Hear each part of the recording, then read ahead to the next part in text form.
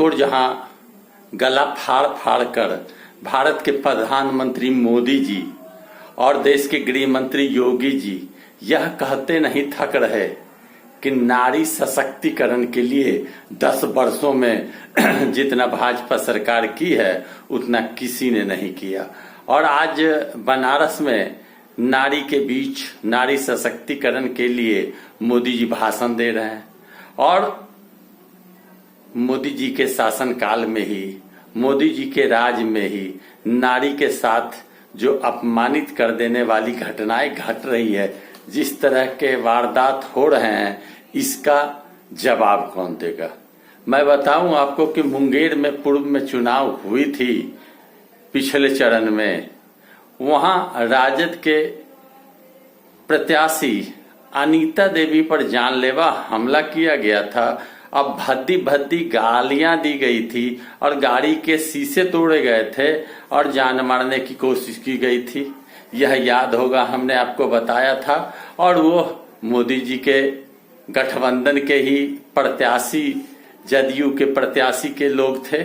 और कल रोहिणी आचार्य जो राजद प्रत्याशी है, छपरा से कैंडिडेट है, छपरा से चुनाव लड़ रही थी, बूथ पर जाती है और वहां उस पर हमला कर दिया जाता है। बच गई, जानलेवा हमला किया गया। यह आरोप रोहिणी आचार्य ने लगाया है। यही नहीं, आज भद्दी भद्दी गाली भी कल दी गई।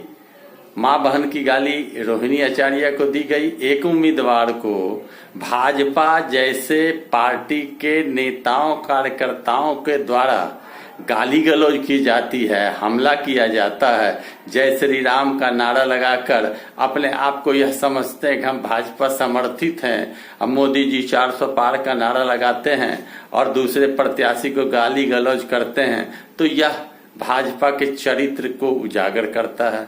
तो कहाँ रह गया नारी सशक्तिकरण और नारी सुरक्षा की बात।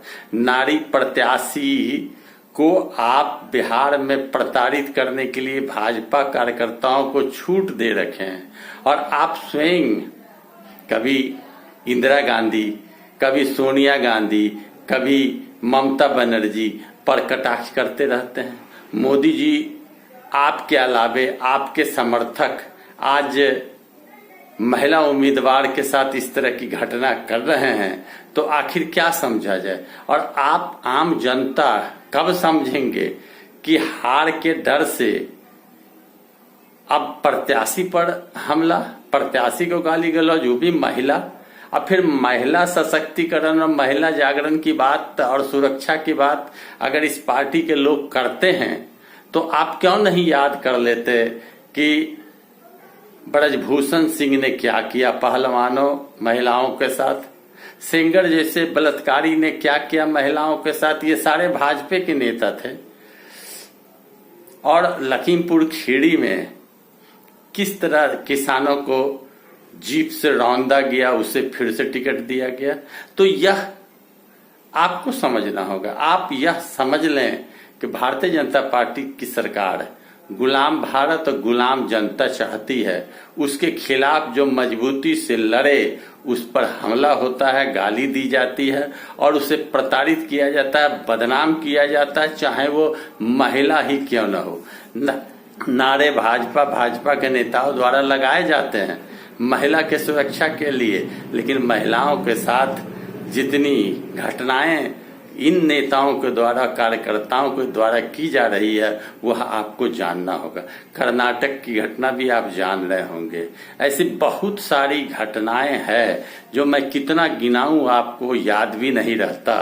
लेकिन ताजा खबर, छपरा में भाजपा प्रत्याशी के व्यक्ति, आदमी, कार्यकर्ता किस तरह रोहिणी आचार्य को प्रताड़ित किया, हमला किया और किस तरह आज गोलीबारी करके मौत के घाट राजद कार्यकर्ताओं को उतार दिया। और छपरा में इंटरनेट बंद किया गया, छावनी में तब्दील छपरा के भिखारी चौक हो गई है। यह आपको जगाने के लिए मैं वीडियो दे रहा हूं।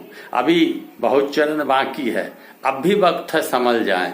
अब भी वक्त है ये झूठ बोलने वाले और देश को बर्बाद करने वाले, संविधान बदलने वाले पार्टी से मोह भंग कर लें और देख लें कि हार के डर से ये नेता और कार्यकर्ता किस तरह हमलावर हो जाते हैं, किस तरह महिलाओं को भी बकसने को तैयार नहीं है, यह आपको समझना होगा। आप नहीं समझेंगे तो बहुत देर हो जाएगी। संविधान तो बदला ही जाएगा, आपका हमारा मौलिक अधिकार भी खत्म हो जाएगा। अब नारी है, चुनाव लड़ रही है, उसे माँ बहन का गाली देंगे, उस पर हमला करेंगे, लाठी डंडा चलाएंगे, कहाँ तक सही है। अनीता देवी पर मुंगेर में उसी तरह घटना हुई जो राजद के कैंडिडेट थी, और रोहिणी आचार्य के साथ भी वही घटना हुई। दोनों महिलाओं में कैंडिडेट और दोनों के साथ जो घटना हुई आपके सामने है। और टीवी पर और गोदी मीडिया में आकर भाजपा के रूढ़ी तारकेश्वर प्रसाद जैसे पूर्व उप मुख्यमंत्री और तरह तरह के जो छुटभैया नेता हैं वो राजद को बदनाम करने में लगे हुए हैं। यह सही नहीं है। लोकतंत्र प्रजातंत्र में समझना होगा आपको। वीडियो को लाइक करें, चैनल सब्सक्राइब करें। मैं विवेका, आप देख रहे हैं खबर बिहार 24। धन्यवाद।